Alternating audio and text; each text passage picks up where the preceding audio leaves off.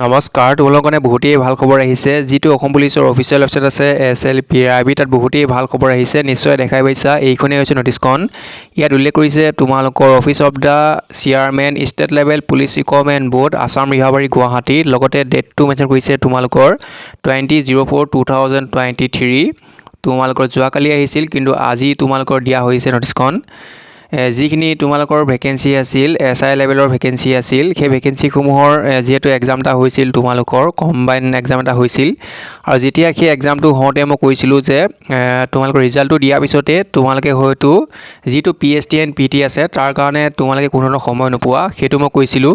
কিন্তু ইতিমধ্যে তোমালোকে প্ৰমাণ পাই গ'লা যে তোমালোকৰ অহাকালিলৈ অৰ্থাৎ 22 তাৰিখে তোমালোকৰ এপিক কাৰ্ড দিব গৈ আছে PST and PT, মানে তোমালোকৰ যিখিনি এক্সাম হৈছিল তাৰ ৰিজাল্টটো দিবলৈ গৈ আছে।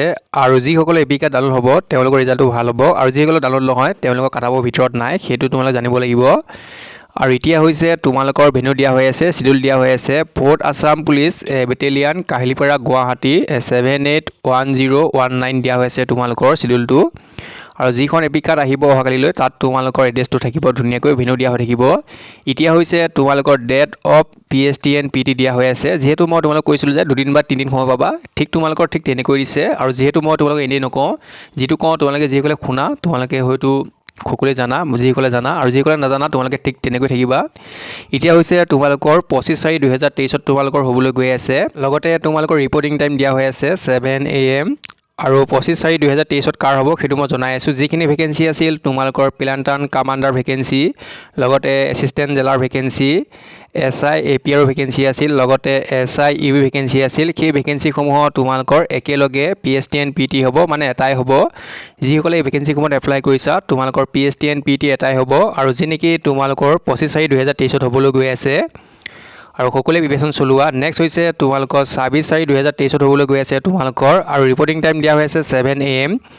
আৰু কোনখিনি ভেকেঞ্চি হ'ব সেইখিনি হৈছে তোমালোকৰ SI AB কামাণ্ডো বেটেলিয়ানৰ যিখিনি ভেকেঞ্চি আছে সেই ভেকেঞ্চিসমূহ হ'ব তোমালোকৰ 26/4/2023।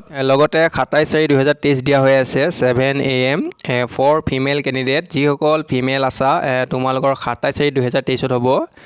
আৰু যিহেতু তোমালোকৰ অহাকালিলৈ 22 এপ্ৰিল তাৰিখে তোমালোকৰ যিহেতু এপিক কাৰ্ড পাব্লিছ কৰি দিব, মানে যিসকলৰ কাটঅফটো মিলিব তেওঁলোকে এপিক কাৰ্ড লাভ কৰিব পাৰিব।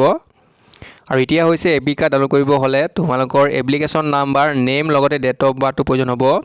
লগতে যদি তোমালোকৰ টেকনিকেল কিবা অসুবিধা দেখা দিয়ে তোমালোকৰ ছাপৰ্ট নাম্বাৰ দিয়া হৈ আছে, যি নেকি 9667062063। লগতে তোমালোকৰ টাইমটো দিয়া হৈ আছে 10 AM to 5 PM।